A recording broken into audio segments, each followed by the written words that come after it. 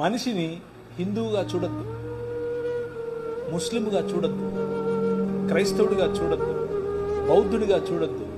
మనిషిని మనిషిగా చూడొద్దు. కష్టమా? చాలా కష్టం. అమ్మో, చాలా ఈజీగా, చాలా కష్టం. మతం తట్టుకోలేదు, బట్టలు చింపేసుకుంటుంది. నిజంగానే అంటే ప్రభు అయిన యేసుక్రీస్తును చంపింది ఎవరు అంటే మతమే కాదా? ఆమె రాంగ్.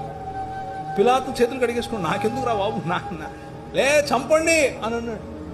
మతం నిజమైన మనిషిని చూస్తే బట్టలు చింపేసుకున్నాడు. ప్రధాన యాజకుడు అన్నాడు, యూదుల రాజుకు క్రీస్తు.